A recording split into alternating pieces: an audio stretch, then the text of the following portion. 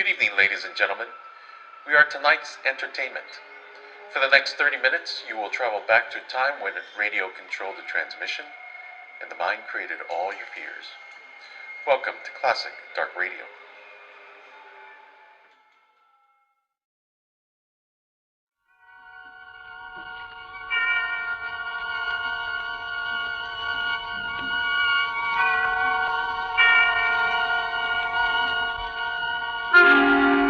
Suspense.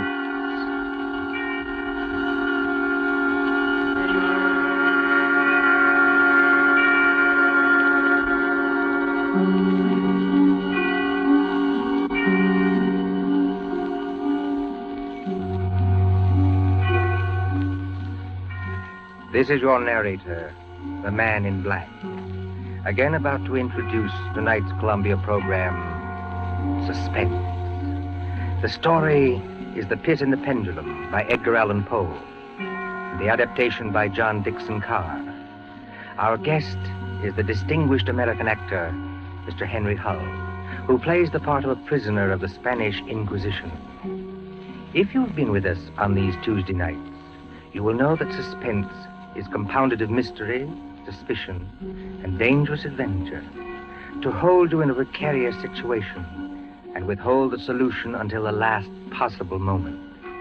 And so it is with The Pit and the Pendulum and Mr. Hull's performance. We again hope to keep you in suspense.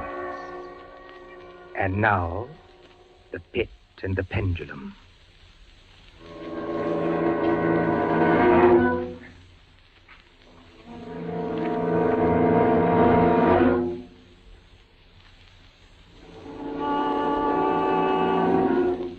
I was sick unto death with that long agony. And when at length they unbound me and I was permitted to sit, I felt that my senses were leaving me. The sound of the inquisitorial voices seemed merged in one dreamy, indeterminate hum. Yet, for a while, I saw, but without terrible an exaggeration, I saw the soft and nearly imperceptible waving of the sable draperies on the walls of the room. I saw the flames of the 7 tall candles which burned on the table. I saw the lips of the black hooded judges, and these lips appeared to me white as paper, white as horror. I saw them writhe with a deadly locution. I saw them fashion the syllables of my name. Jean d'Albret, Captain Jean d'Albret. Good fathers, gentlemen. We hear you, my son. I am very weak and infirm. I've been confined for many months in a dungeon. I've been tormented by nightmares. Conscience, one trusts. Pray silence, Fra Antonio.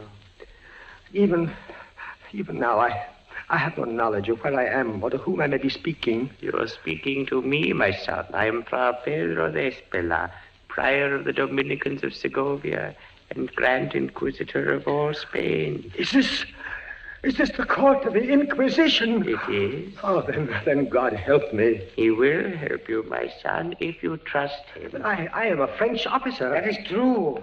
A soldier and creature of the arch-fiend Napoleon Bonaparte. But a French officer nonetheless. A prisoner of war. By what right do you try me in this court? Let the clerk read the charges against this prisoner. Pray silence while the clerk reads the charges. The charges against the prisoner are as follows.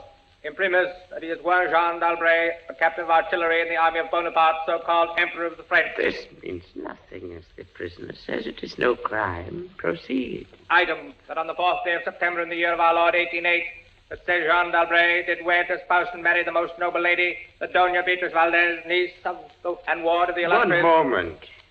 Your Excellency spoke. Fra Antonio, was any cheat employed to trap this girl into marriage against her will? No, we have no actual evidence of any cheat. Was the girl of age? I believe so. Then wherefore is the prisoner here?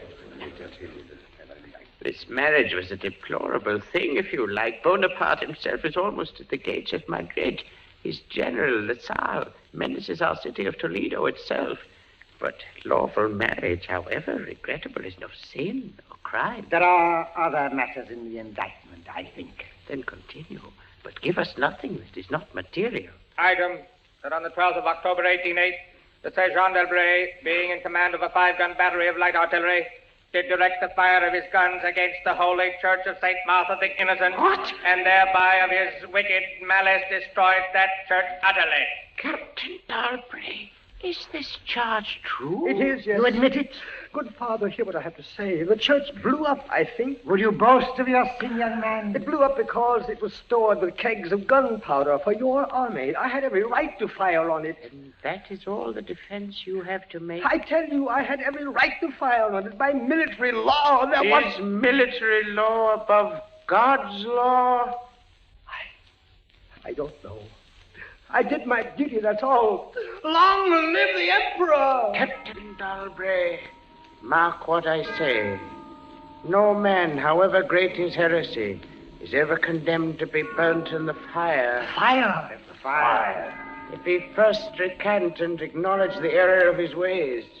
But for you, Jean d'Albret, there can be no mercy, no pity, no atonement. The only sentence of this court can be death. Death! Yes. The secular or government arm to which we must release you has devised 2 ways of punishment in cases such as yours. You hear the tolling of the bell? I hear them. It is the procession of the condemned going to the auto da fe. Soon the yellow light of the flames will stream through the windows and flicker on floor and ceiling. Nunc et in hora mortis intuit manibus Domine. Most of those condemned out of mercy will be strangled before they are burned. It cannot be so with you, Jean d'Albret. You must die in one of 2 ways. Either with the direst of physical agony. A slow fire of green wood, iced bandages about the head and the heart, so that the fire does not approach too quickly. Or else, Jean d'Albret, you must die in a certain other way. I'm done with this. Pass your sentence and let me go. The law does not permit me to tell you now what this other way is. The sentence of this court, therefore. I had swooned. Yet still, I would not say that all of consciousness was lost. In the deepest slumber, no. In delirium, no. In a swoon, no. In death, no. Even in the grave, all is not lost. There are shadows of memory which tell us indistinctly of tall figures that lifted me and bore me in silence down, down, still down, until a hideous dizziness oppressed me at the descent into the earth. Then, as consciousness swam back to my wits, darkness, a stone floor, and darkness. Oh, Beatrice. Beatrice, my wife, Beatrice. Did you call me, Jean? Beatrice, was that you who spoke? Yes, Jean. You were here in the dungeons of the Inquisition. I am not really speaking to you, my poor Jean. I am only in your imagination. Am I mad, then? No. But your brain is fevered. You only think you hear me. No, I do. I hear you clearly. As clearly as I once heard you. In the little church near the Ebro where we were married. Yes. I destroyed that church, Beatrice. I had to. It was my commanding officer's order. I know, Jean. Be comforted. There are those who care. You won't leave me. As long as I am in your heart, I shall be here. I was strong once. Now I am weak. Once I was reckless. Now I'm afraid. What am I, Beatrice? What are they going to do to me? I cannot tell. Remember, my voice comes only from your own brain. Are you fettered? Fettered? No. They've not chained you to the wall. No. They've taken away my uniform. They've given me sandals and a robe of what feels like coarse serge, but I'm still free. Free. Take courage, Jean. Free. And in the grasp of the Inquisition. Beatrice. Yes, Jean. It's completely dark. There's hardly any air. I dread to get up. I dread to stretch out my hand. Suppose they've buried me alive. Courage. Can you stand up? I think so, yes. Then walk. Walk as far as you can. Measure the limit of the cell. If this is not a tomb... You're right, Beatrice, as always. I'll try. Are you on your feet? Yes, now pray. Pray for a poor devil who always meant well. 1 pace, 2 paces, 3, 4. You are very weak, Jean. Rest a moment. Where are you now, Beatrice? In the flesh, I mean. You know that, Jean. In the old house by the olive grove. Scorned of my people. Yes, I know it. Each morning I climb to the hilltop and watch. Go on. Sometimes I think I hear gun wheels rumble in the hills. Yes. And long-moving columns with the red dust rising about Go them. on, go on. First come the heavy cavalry in plume-crested helmets. Yes. On their flanks, wheeling like hawks, light hussars in blue and scarlet.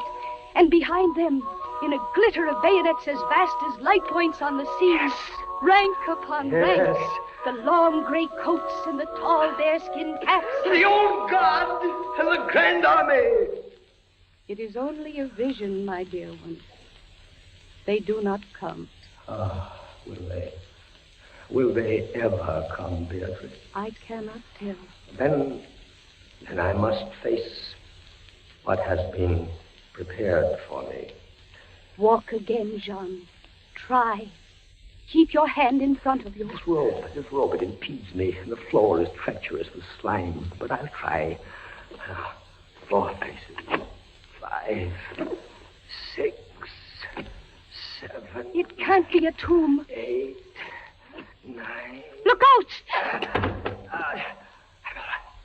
I'm all right.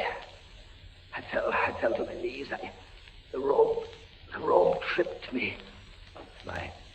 My hand is in front of me. It's lower than my face, but I feel nothing. Nothing, Jean. It's a pit. A circular pit. And I fell on the very edge of it. Oh, they would have made you walk into it. Yes. Oh, there's a loose fragment of rock just inside the edge. Now, if I can dislodge it like this.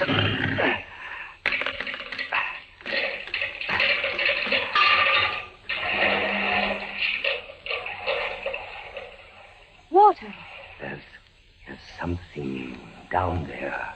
Rats, it may be. Rats, yes, but something else. I heard it move. So did I. What is in the pit, Jean? I don't know. But you're saved. Saved, Beatrice. Saved from the Inquisition. My torture has been merely postponed.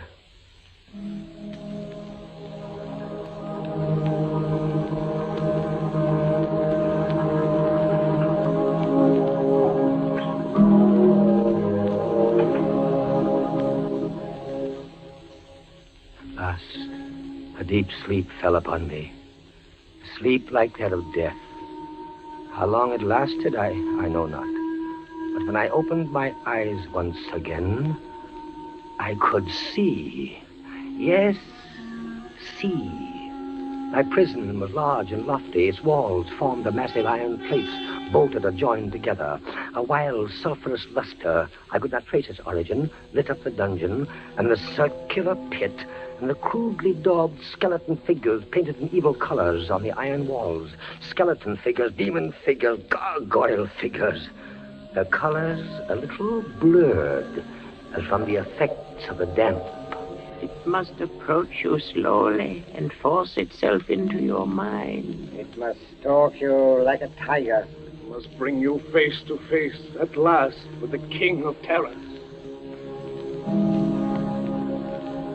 When I regained consciousness, I lay on my back and at full length on a low framework of wood. To this framework, I was securely bound by a long fastening resembling a surgical bandage. Bound? But why? Why? The bandage passed round and round my body, leaving at liberty only my head and my left arm. With much exertion, I could supply myself with food from an earthen dish on the floor beside me. It was meat, highly seasoned, but there was no water. Beatrice! Beatrice, where are you? Here, Jean, as always. Your voice sounds stronger. Does it, Jean? And I can see you now. I can see you as clearly as I saw you months ago. How I wish it were true. Your bonnet and the parasol you carried in summer, and the high-waisted blue dress. You are weaker, my dear, and more fevered. Have I been asleep? Yes, Jean. They must have been here while I slept. They bound me. Why? Why? Stop those voices! Stop them! Mine too, Jean. I am not here either, you know. Don't drive me away. Beatrice, look. Where? At the ceiling of this room, 30, 40 feet up, what do you see? I see painted on the ceiling a figure of Father Time. Anything else? But Father Time carries no sign. No. He carries instead what looks like a gigantic pendulum from an ancient clock. About one thing, I swear I'm in my right senses. I saw that pendulum move. A painting cannot move. Yet I swear the pendulum did move. It swung a little back and forth, just like a real pendulum. Try not to trouble your brain. That pendulum is real. Beatrice, take care. Take care of what? You're not looking at the pendulum now. Take care of the rats from the pit. I see them. They're swarming out in dozens. You can see their eyes glitter. One of them ran across the hem of your dress. Did it, Sean? What did they want? They caught the scent of the meat in the dish beside But you. they'll not get it. Go away, you vermin! Move your hand above the plate, Jean. Move. Beatrice, where are you going? I can hardly hear you. You are sending me away, Jean. I'm sending you away. My poor loved one. You can't bear to see the rats running about my feet. Beatrice! Beatrice! Yes, it's true. In a cell swarming with vermin. There are others I had rather see here. I'd rather see... Did you call me Captain Dalbray? Then in spirit I am here. Who are you? Don't you recognize me? No, I do not. I am that second Inquisitor, Fra Antonio, whom you thought unfair at your trial. But we were not unfair. We administer the law, that is all. Go. I command you, go. Not until I have first told you what you already guess. Which is? There are two forms of death for such as you. One, death with its direst physical torture. The other, death with its direst mental torture. And I have been condemned to the second? Your guess is good. Listen. Do you hear anything? Yes, I do. I hear something. Turn your eyes upwards. Look at the ceiling. The pendulum. Aye, the pendulum. It's descended. Only a foot or so as yet. As you notice, it is not really a pendulum. Its underside is a crescent, formed of razor-sharp steel. You mean? A ponderous weight, Captain Dalbray. Its movement is slow now, but soon it will take on momentum. It will swing wider and wider, 30 feet perhaps. Presently, as it swings, you will hear it hiss. And with each broad movement, it will creep a trifle lower. The steel is directly above me. Yes, above the region of your heart. Lie still and look up at it. How long before? You need have no immediate fear. It will not be too soon. But how soon? Who can tell? In the name of pity, give me some answer. Hours, perhaps days. It's beginning to swing wider. I can't take my eyes from it. Its glitter fascinates you, eh? See how it shines in that wild light. And this is your utmost refinement in cruelty. The law, Captain Dalbray, is never cruel. And now, still in spirit, I leave you to your meditations. It will not be too soon minutes, hours, days.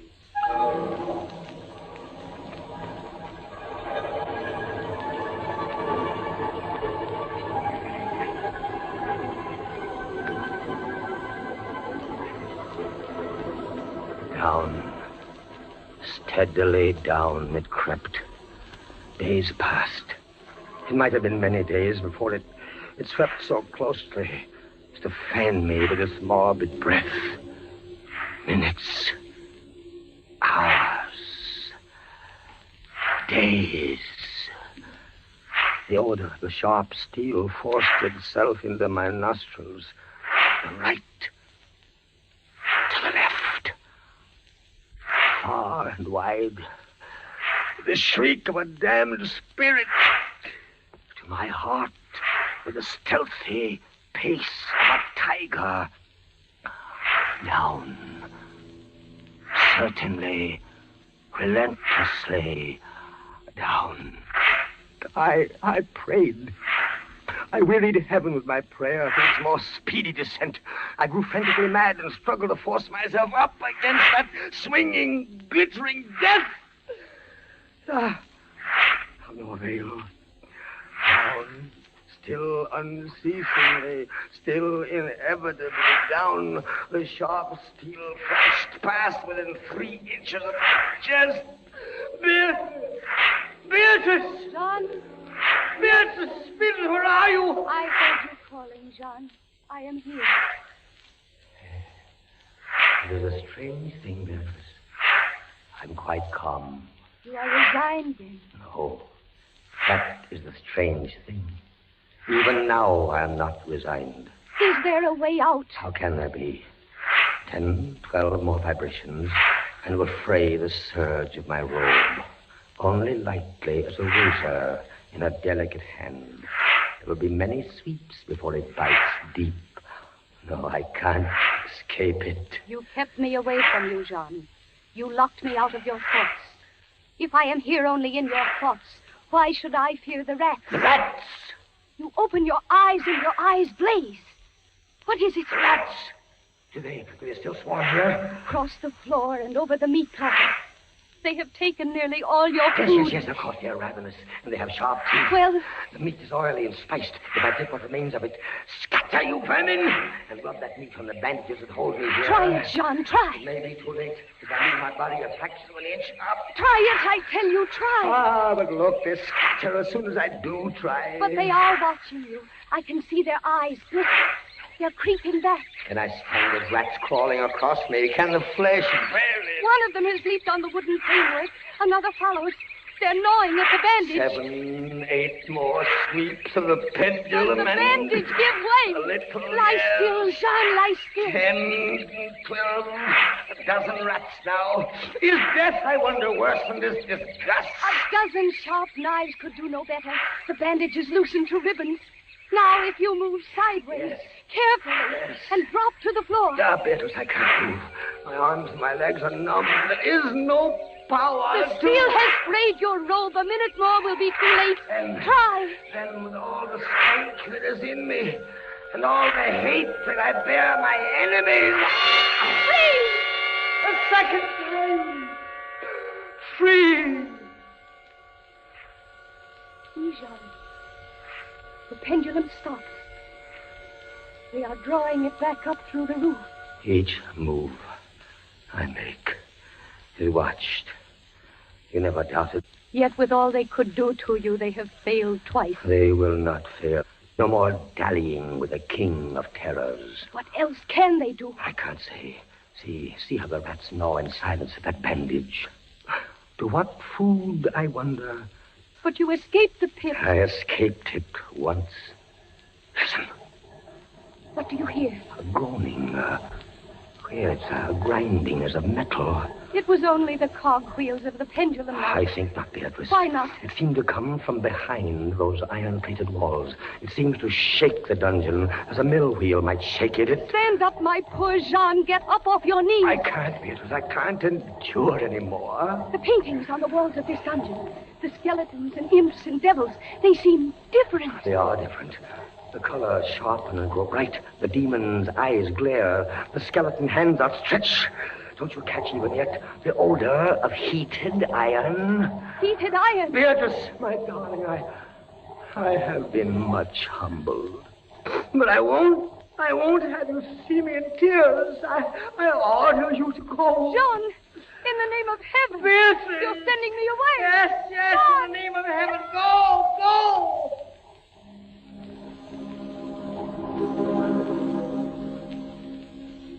A suffocating heat pervaded the prison. A deeper glow settled in the painted eyes that glared at me. I could draw no breath of air into my lungs.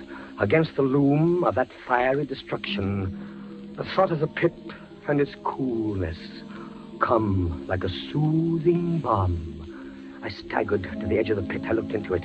The enkindled walls and roof lighted it to its depths. Yet for one wild moment, even then, I refused to believe the horror of what I saw beneath me. Does the pit please you, Captain Dalbray? Not the pit! Merciful God, anything but that! And how shall you avoid it? Look. This dungeon has changed its shape. That is true. The walls are closing in. It was formerly a square, and now it is Flattening slowly toward the center to force me into the pit. Of course. It'll force you along with me. Again, apparently you must be told, Captain Dalbray, that you are speaking only to your own sick fancy. I am not here at all. Farewell. And now closer and closer through the red burning walls, forcing me into the pit with a swiftness that left me no time for thought. I shrank back, but the closing walls pressed me relentlessly onward. At length, for my seared and writhing body, there was no longer an inch of foothold. I screamed once. I tottered on the edge of the pit.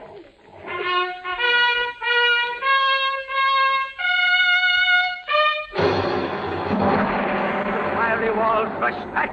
An outstretched arm caught my own as I was about to fall fainting into the abyss. It was that of General LaSalle. The French army had entered Toledo. The Inquisition was in the hands of its enemies. Vive la France!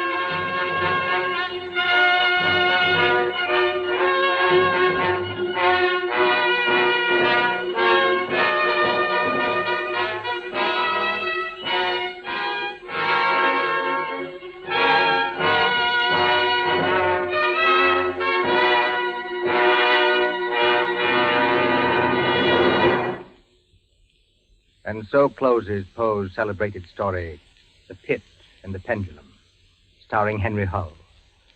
We invite you to another adventure of suspense next Tuesday at the same hour.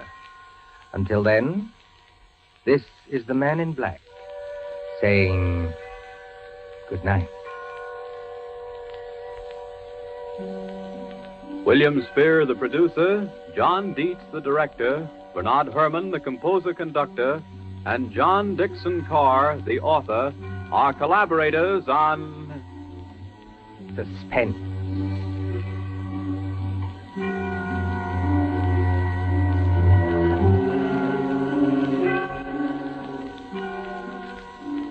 This is the Columbia Broadcasting System.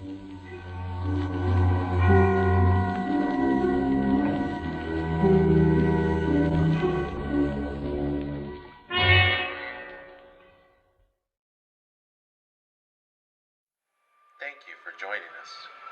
I hope you enjoyed tonight's entertainment.